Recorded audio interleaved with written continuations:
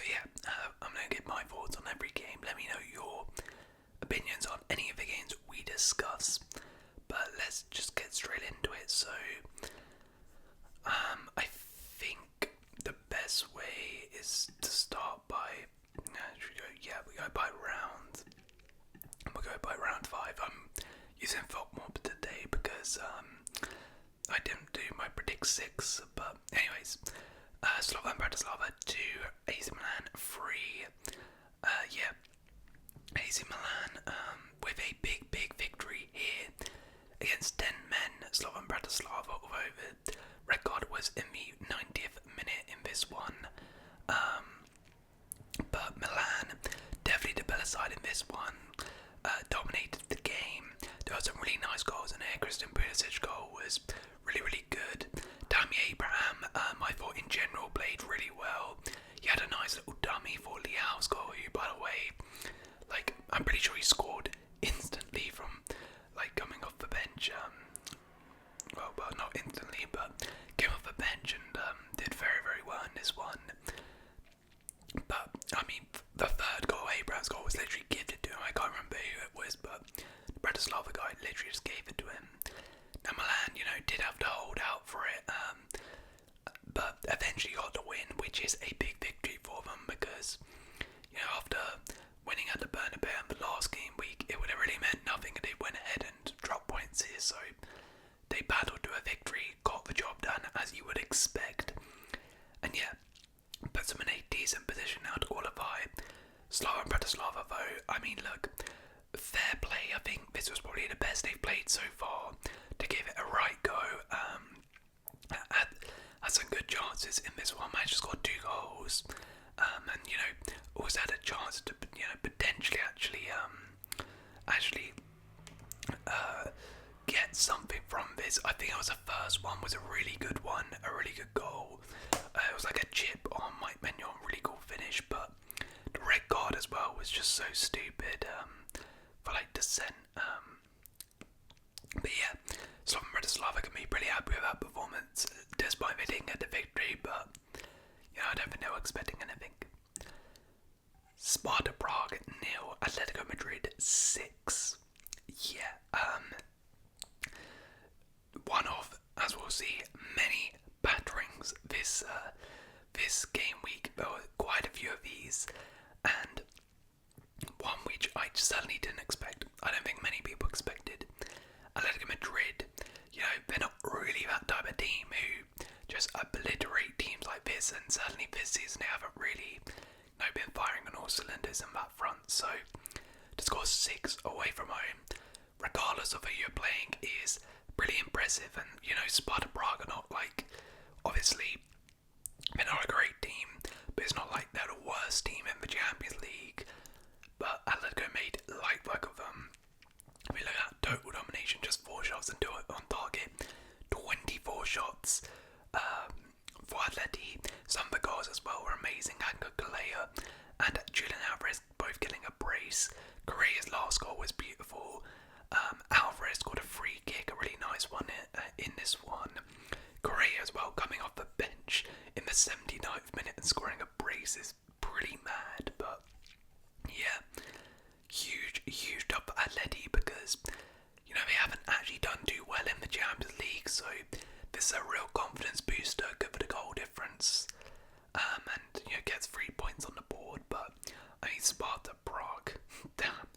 I mean, that's pretty embarrassing at home to lose 6-0 like that. Pretty embarrassing, but massive win for Atletico Madrid, huge. Barcelona 3, Brest 0. Comfortable victory for Barcelona, as you would expect. They've really been cruising in these sorts of games, and again, total domination. Look at that, just 2 shots, 24% possession for Brest, and none on target. Didn't do anything really in this game. I mean, to be fair, they had a couple chances, but they were just caught out by the high line and the offsides from Barcelona.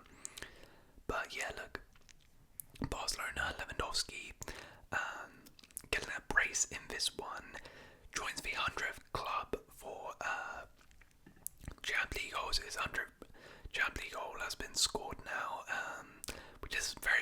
impressive. And Lewandowski, I mean, he just can't stop scoring. How old is he? I mean, he's 36, and he is just bagging goals in for fun right now. It's pretty impressive. Like, the age of 36, I'm pretty sure he's the top goal scorer in the Champions League. He might actually have the most goals out of anyone in Europe's top 5 leagues this season.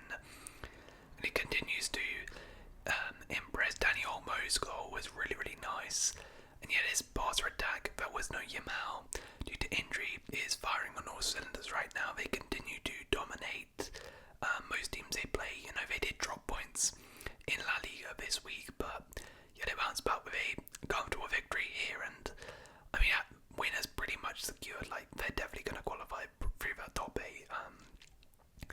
But Brest, I mean, yeah, Brest kind of does yourselves down. Move on to the next one. They've done amazing so far this Champions League campaign, and I mean, at least they didn't get completely blown out. Like, it could have been like a 5 or 6, which would have been damaging for the confidence, but you know, they managed to hold on for a 3-0, I guess. Next up we have Bayern Munich 5 at Salzburg 0. Yet another absolute battering in this one. I told you, we're going to see a lot of batterings this week. Yeah, Leverkusen cruised to victory in this one. It was really the Florian Wirtz show. He absolutely cooked in this one. He was sensational, absolutely sensational. His goals were beautifully taken, and you know, Florian Wirtz has just been unbelievable for Bayer Leverkusen. He's one of the best players in the world. He's absolutely incredible, and it's a good win for Leverkusen after a disappointing loss of their last one against Liverpool. To bounce back in style like this, I mean, look at the domination here. 4.5 XG, completely deserved their winning this one. Grimaldo also scored a brilliant free kick. Very good free kick taker Grimaldo is. And yeah, overall Leverkusen with a comfortable victory here. 5-0. Absolutely perfect. Salzburg, I mean, yeah, I'm not gonna lie, this one is kind of a nail in the coffin. They started this Champions League campaign off really badly. I think they then picked up some points, had a bit of confidence, and now that's just been completely sapped away. Absolutely battered in this game. Defensively, just all over the place. And yeah, not a good showing from them at all. Right, let's move on to one of the more closer games. And I guess on paper, what was probably the second biggest tie of this round. Bayern Munich 1, PSG 0. Goal from Kim Min-jae and a red card for Ousmane Dembele. So this is a big game for both teams.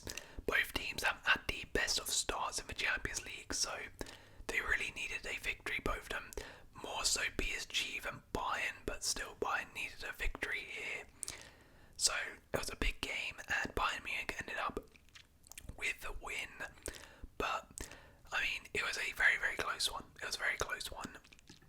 I did watch most of this game, and I thought Bayern Munich were the better side, as is reflected here in the stats. But I actually don't think PSG were that bad. I think this was one of PSG's better performances in the Champions League.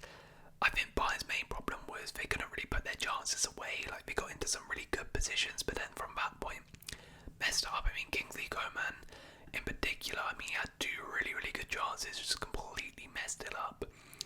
I think Musiala had a good chance, which was saved by Safanova, but ironically the chance he got was pretty much a gift from Safanova in goal, who, by the way, like, is Donnarumma, I'm guessing is he injured or something, or did he just get benched? Like, I don't know what's going on there, but this guy comes in and, I mean, look, he messed up for the goal, but he actually did okay in terms of the game in general. But yeah, he really messed up for the goal. It should have been prevented, but Kim Min-jae were better, and the goal. And then yeah, from that point, the thing that really impressed me actually was Bayern Munich's defence. It does seem like Company has sort of learned and sort of adapted after what happened against Barcelona, where Bayern were really hurt with their high line and hit on the counters far too easily. In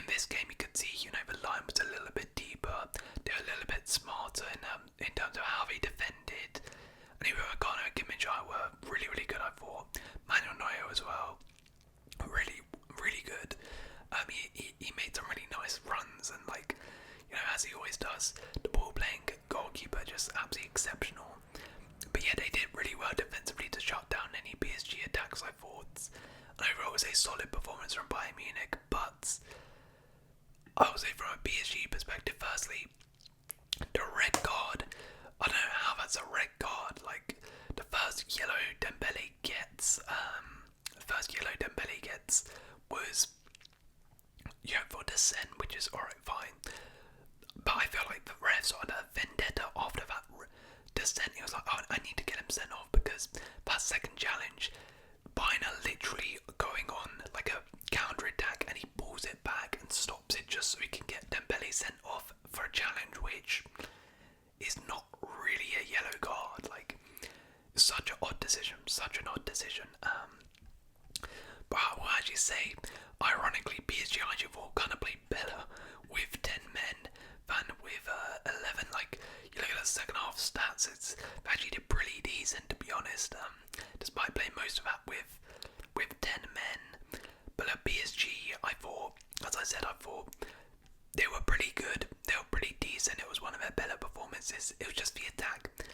And I don't understand Enrique's lineup. He went Barcola and Dembele, and like didn't play a third attacker. He went Fabian Ruiz. I was like, you have Gonzalo Ramos there, you have Kangin Lee, got a Moani as well, and you're not playing another attacker. Like, it was very clear PSG was sitting back. The only way they were going to score is going to be counter-attacking. So why would you not play like a Golo Moani and get like another attacker there? Because Dembele and Barcola, two attackers up against a back four, like, what? Yeah, it didn't make any sense to me. Yeah, and I think PSG now are in some big trouble. Despite it not being the worst performance in the world, they're in some big trouble because they haven't got many points on the board, and we'll check the table later on. But yeah, this is not what they needed. They really needed something from this game. Next up, Inter Milan 1, RB Leipzig 0. A Lukeba own goal separated the sides. Yeah, Inter Milan completely deserved this victory. They were the better side in this game by far. Much better team in this one. Probably could have been more than 1-0, to be honest. I think they had some really good chances. Came very close to making it a second, but I think in particular the defence just superb. When you look at how they limited Leipzig to barely anything. Leipzig really didn't trouble Inter at all. Inter's defence, I think, is probably right now the best in Europe. I think it is that or maybe Liverpool. But yeah, Inter, you know, yet another clean sheet. DeMarco was really good in this game, I thought, going forward in particular, and his cross actually led to the Lukeba own goal. Hagan as well, amazing. But yeah, a really complete performance by Inter, who are just such a hard team to beat. And you know, as soon as you go a goal down against Inter, you know you're in trouble because it's very unlikely you're going to score. So once that own goal went in, yeah, it was pretty much ropes for Leipzig because, you know, that back line was just superb. Bisek as well, and I thought was really good when he came on. Really good. But yeah, Leipzig, kind of similar to PSG, they were not like awful, and it's a tough place to go into, right? But because of their other results, it's kind of left them in such a bad place that, again, we'll check the data. I believe that is 5 losses out of 5, and that's pretty much from done now, to be honest. Which is unfortunate because I don't think they've actually been that bad. It's just been kind of unlucky. Now, Manchester City, Feyenoord. I made a video kind of talking about this, about Manchester City, so I'm not going to really talk about this. I'm going to talk about from a Feyenoord perspective briefly. Incredible. Absolutely incredible for Feyenoord. Incredible comeback. Yeah, absolute scenes, and you know, maybe I can't remember how well they've done in their other games, but maybe this is something that's going to spark a little bit of a comeback for them. But yeah, if you want to hear my thoughts, just watch my video I made about Manchester City. Next up, Sporting 1, Arsenal 5. A big shock, I think. I don't think many people expected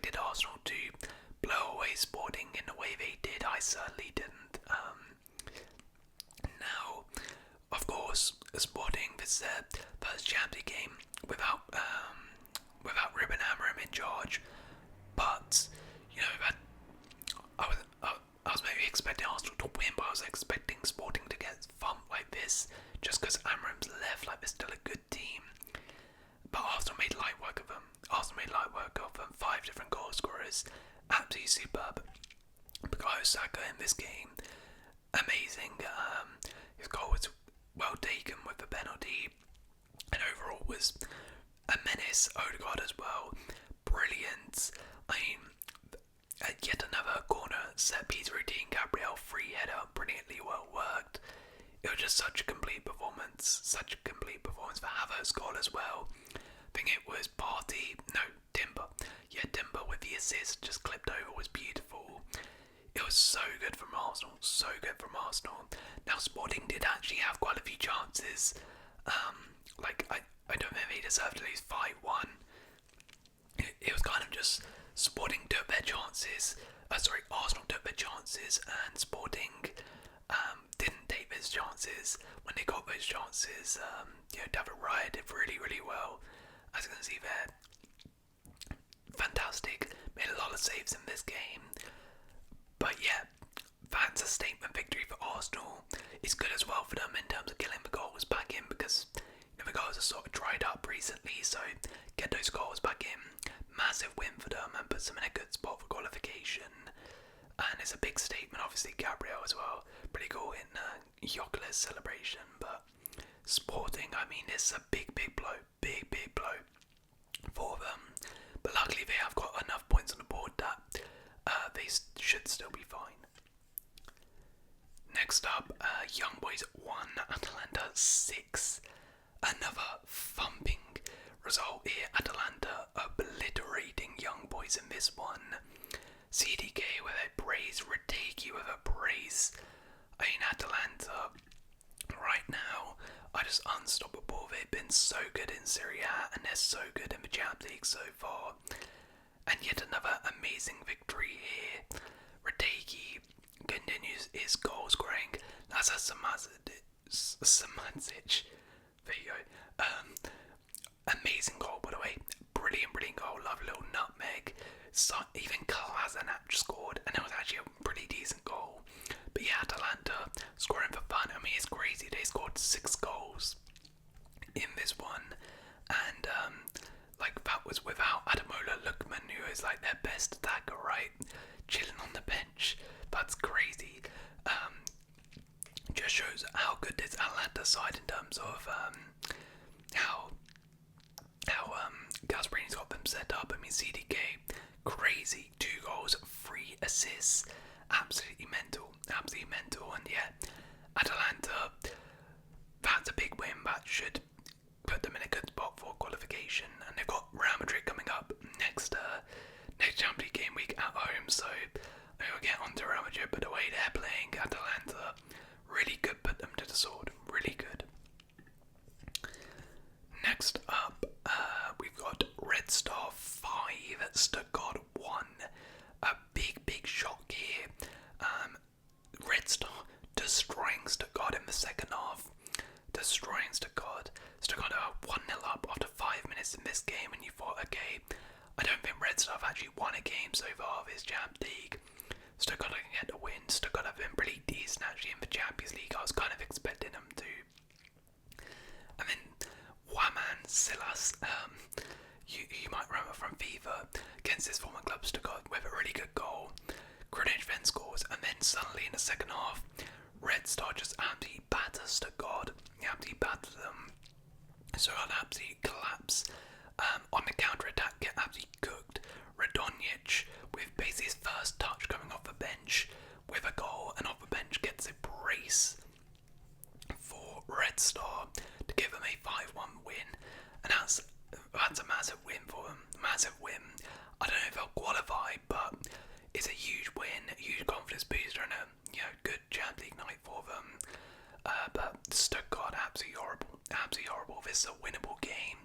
1-0 up, and to get battered like that is just, pretty embarrassing. Next up, Stamgras 1, Barcelona 0. Mika Beriv with the winner here. Stamgras getting their first victory in the Champions League. So really nice moment for them in this one. Yeah, pretty even game it seems. Barcelona were on top, but by the way, there was this one here, though.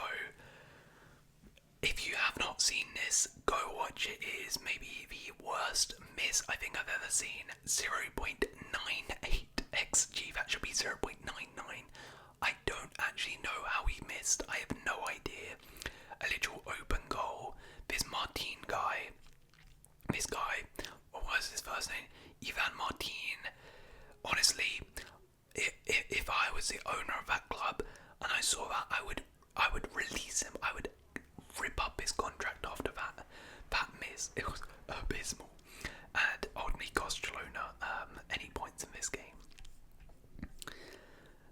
Aston Villa 0, Juventus 0. So yeah, a big controversy in this one, of course, with the late VAR one ruled out. The winner in the last game of the game for Villa ruled out Morgan Rogers. Where is it?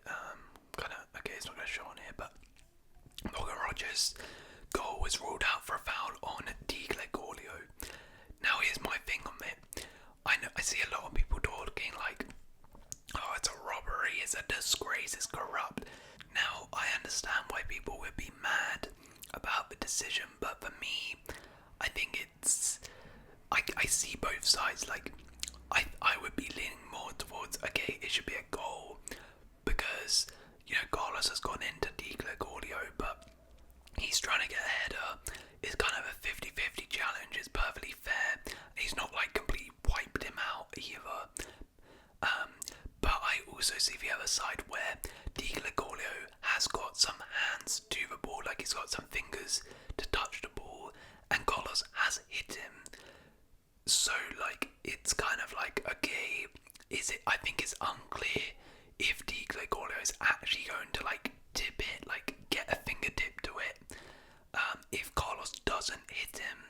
So for that reason, I'm a bit unsure on it. So I'm gonna sit and be like, it's a disgrace.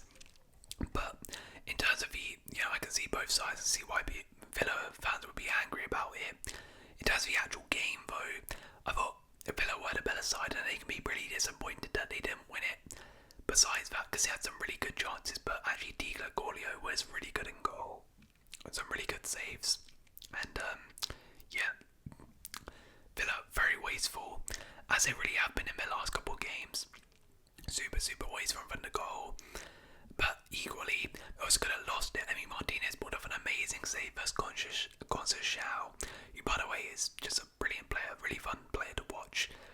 And yeah, that was a really good save. So in the end, then Villa were the better side. That we disappointed they didn't get the victory, but a draw against Juventus isn't the worst thing in the world. And I think Juve, considering how they play, they'll take a point away at Villa, to be honest.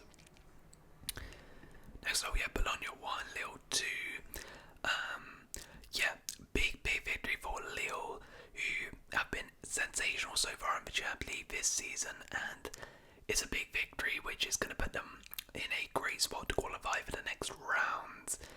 Completely deserved this one. On the counter-attack, they just destroyed Bologna, absolutely destroyed it. Only had 43% possession, but every time they countered, they looked like they were going to score. Mackay managed to get 2 goals in this game. Well taken finishes from him. I mean, Bologna, if there's any consolation, they did manage to get a goal, which I believe is their first goal in the Champions League, which is something at least. But yeah, disappointing performance from them, and I think that's pretty much them out, to be honest. Whereas Lille are firmly in the race for qualification now. Celtic 1, Club Brugge 1. Yeah, this game had a crazy own goal from Cardiff Vickers. If you haven't seen it, go watch it. To be honest, Cardiff Vickers is to blame, but it's also Schmeichel's fault. Like, Schmeichel's moved so far out the goal ball gets played to Carter Vickers and he doesn't move back, and then Carter Vickers, I mean, he panics, and like in that situation, you should just either kick it out or like you don't just whack it straight into your goalkeeper like that. And you need to have a look if he's there. But yeah, I think it's also kind of Kasper Schmeichel's fault a little bit. But in the end, Celtic did manage to rescue a point. Maeda with an amazing goal, a really, really good goal, really nice goal. But I thought Club Brugge probably deserved a win, similar to Lille actually.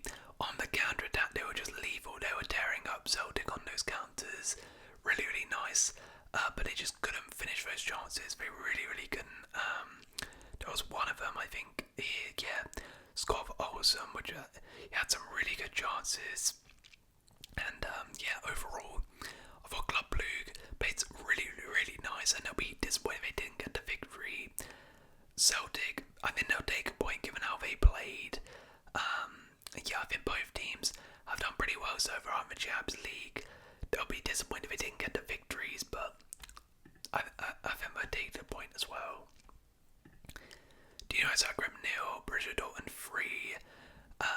Dortmund. This game is pretty much confirmed that they're qualifying.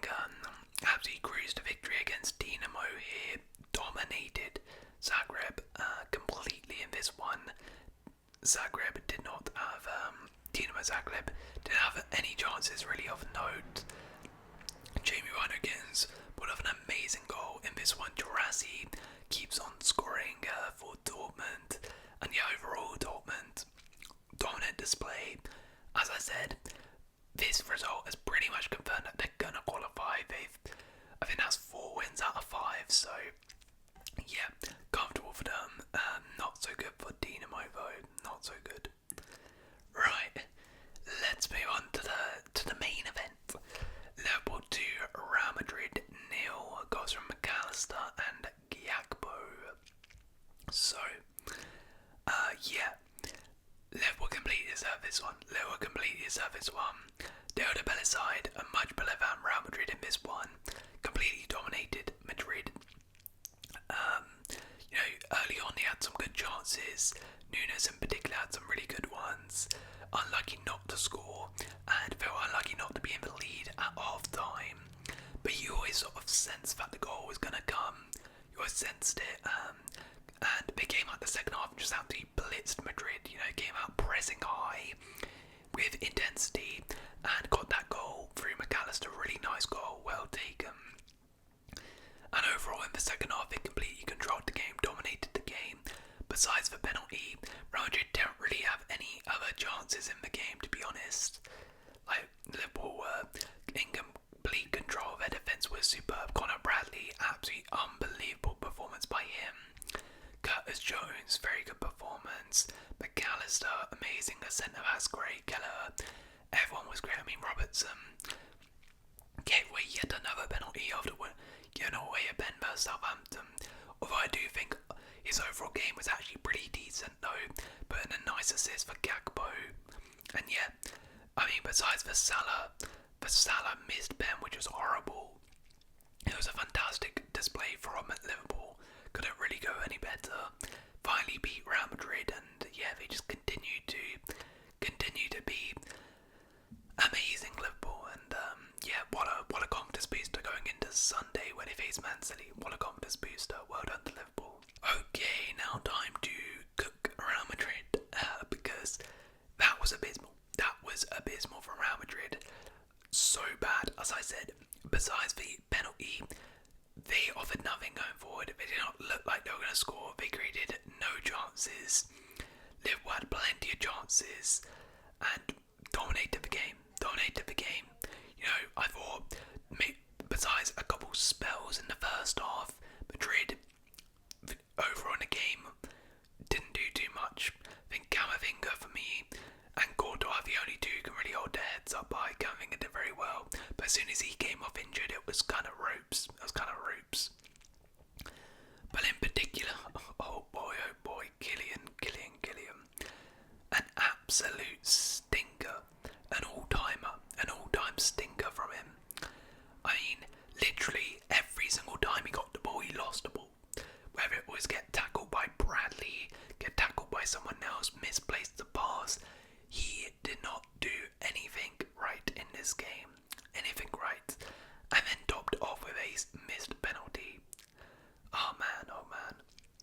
And like Mbappe, you know, he doesn't have any excuse in this game because he was playing off like the left in this game because Vinny was of course injured.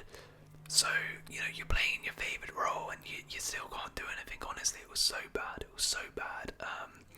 Now we'll say Madrid, very depleted. You know, they got Valverde at right back. They got this youngster at centre back. They've got Brahim Diaz playing up front. Like, pretty depleted squad. And they got like a 40-year-old Modric in midfield. But still, I was expecting more. I was expecting them to do something more.